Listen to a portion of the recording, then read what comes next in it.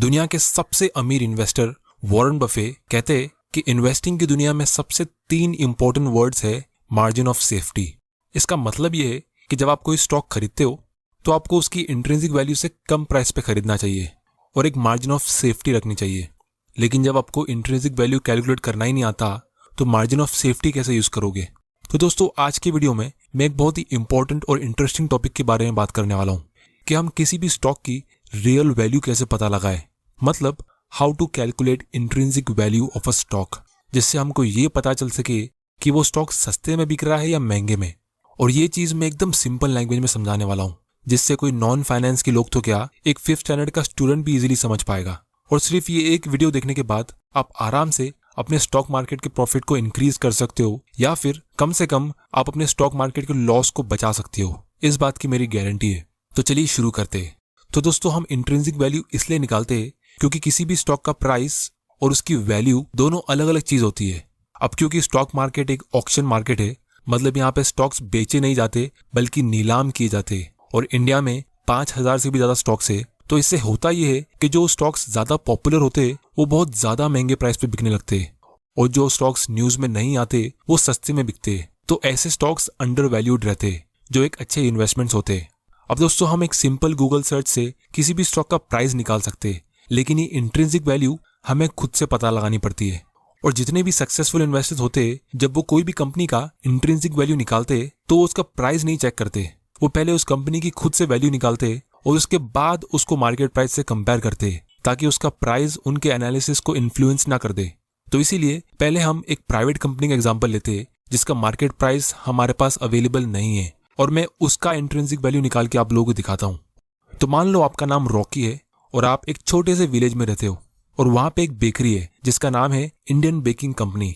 अब ये बेकरी 50 साल पुरानी है और एकदम अच्छे लोकेशन पे है, और इसीलिए इनके बहुत सारे रेगुलर कस्टमर्स है जो इनके प्रोडक्ट्स को कंटिन्यूसली खरीदते रहते हैं। और ये बेकरी का मालिक आपका एक बहुत अच्छा दोस्त है।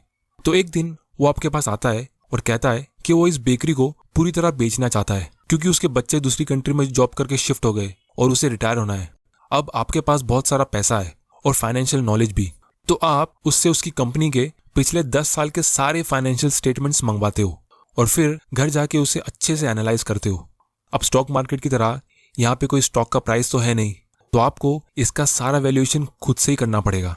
तो आप सबसे पहले इस कंपनी का इनकम स्टेटमेंट रीड करते हो और देखते हो कि ये कंपनी ने कंसिस्टेंटली प्रॉफिट अर्न किया है, और फिर आप मार्केट में जाके थोड़ी रिसर्च करते हो और ये पता लगाते हो कि इनके प्रोडक्ट्स की क्वालिटी बहुत अच्छी है और इनके कस्टमर्स इन पर ट्रस्ट करते हैं, जिसकी वजह से कस्टमर्स बार बार इनकी ही शॉप पर आते हैं।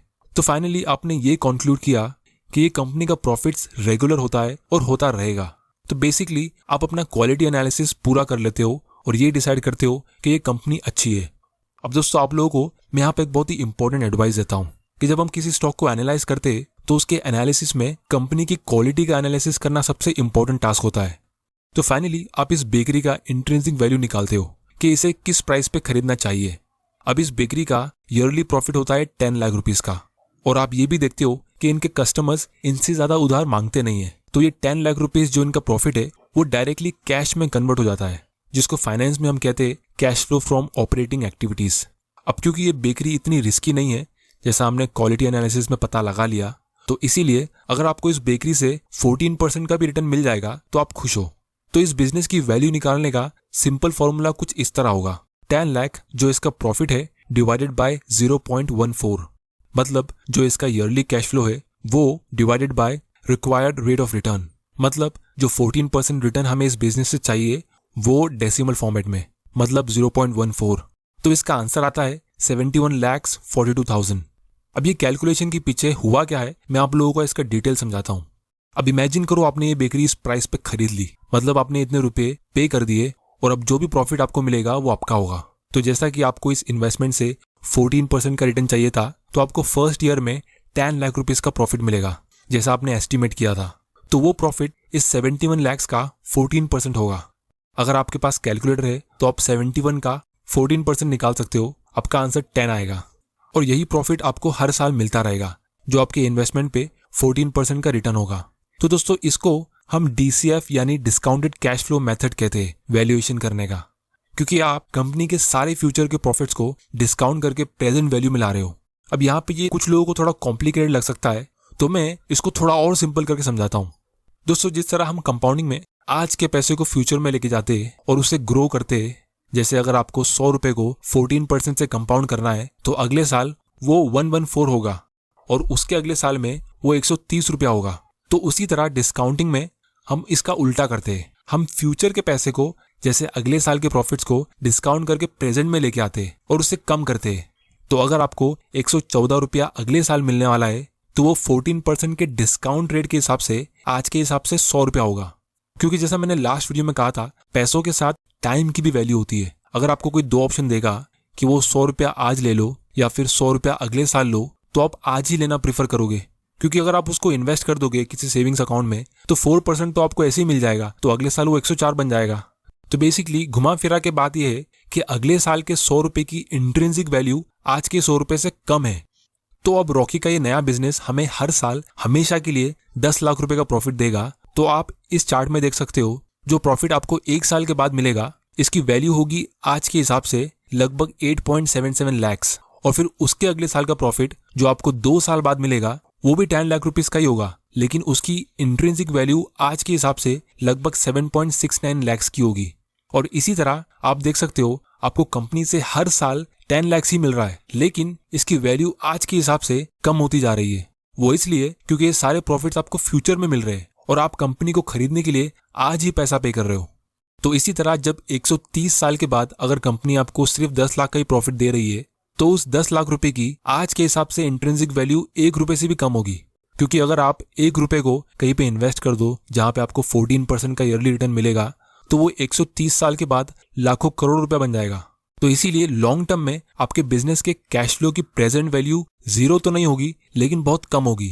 तो फाइनली जब आप इन सारे पैसों को टोटल करोगे, इन सारे कैश फ्लो को ऐड करोगे, तो गैस करो आंसर कितना होगा। तो दोस्तों, इसका आंसर होगा 71,42,000। ये वही आंसर है जो हमने एक सिंपल फॉर्मूला से कैलकुलेट किया था। तो इस पूरे एक्सरसाइज से हमें ये पता चलता है, जो पूरी वैल्यूएशन की दुनिया में एक गोल्डन रूल है, वो ये है कि the value of any asset is the present value of all the expected future cash flows. अगर मैं आप लोगों को ये लाइन डायरेक्टली बोल देता तो बहुत लोगों को ये लाइन समझ में आती नहीं, लेकिन आपको अब ये लाइन अच्छे से समझ आएगी। The value of any asset, जैसे वो बिजनेस या कोई भी investment, is the present value, क्योंकि हम आज पैसा देने वाले हैं और हमको उससे क्या मिलेगा, हमको उससे सारे फ्यूचर के कैश फ्लोज मिलने वाले। तो हम उस फ्यूचर कैश फ्लो को प्रेजेंट वैल्यू में लेके आते अपने रिक्वायर्ड रेट ऑफ रिटर्न के हिसाब से। तो अब हम प्राइस टू अर्निंग्स रेशियो को थोड़ा गहराई से समझते, जो आपको अभी एकदम अच्छे से समझ में आएगा। तो सबसे पहले हम ये समझते कि इस कंपनी का पीई रेशियो कितना होगा। तो वो होगा 7.14 का। वो कैसे, आइए देखते हैं। उसके लिए हमें कंपनी के प्राइस को उसकी अर्निंग से डिवाइड करना है। कंपनी का प्राइस है 71.42 लाख, उसको हम डिवाइड करेंगे उसकी अर्निंग से, यानी 10 लाख, जो होता है 7.14। इसका मतलब ये है कि आपको आपका इन्वेस्ट किया हुआ पैसा ऑलमोस्ट 7 साल में रिटर्न मिलेगा। या फिर हम ये भी कह सकते हैं कि आपने 7.14 रुपीज एडवांस में पे किया 1 रुपया कमाने के लिए। अब मान लो वो कंपनी की ओनर ने ये 71 लाख का ऑफर रिजेक्ट कर दिया कि ये प्राइस बहुत कम है और उसने काफी मेहनत करके इस बिजनेस को सेट किया है, तो वो ज्यादा पैसा मांग रहा है। तो आप यहाँ पे अपना रिक्वायर्ड रेट ऑफ रिटर्न कम कर दोगे, 14% की जगह पे आप 12% कर दोगे, जिससे अब इस कंपनी की न्यू वैल्यू होगी 10 लाख डिवाइडेड बाय 0.12, मतलब 83 लाख।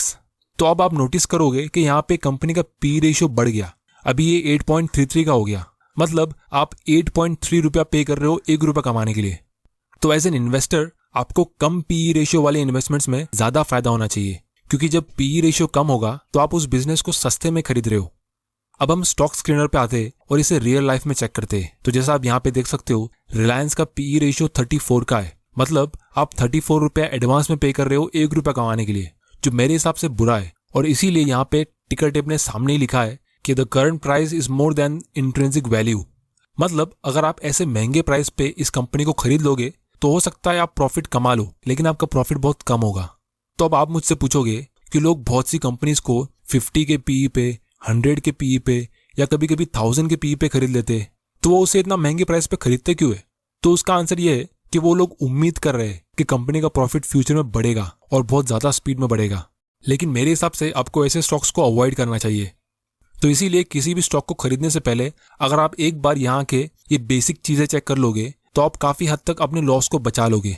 और जो स्टॉक सस्ते, आप उन पे ज्यादा टाइम देके उन पे रिसर्च कर सकते हो। और आज की तारीख में आपको ये इतना सारा कैलकुलेशन करने की जरूरत नहीं पड़ेगी, क्योंकि जैसा आप देख सकते हो हमारे पास आज ऐसे बहुत सारे स्क्रीनर्स है जो हमें रेडीमेड इन्फॉर्मेशन देते हैं कि ये स्टॉक सस्ता है या महंगा है।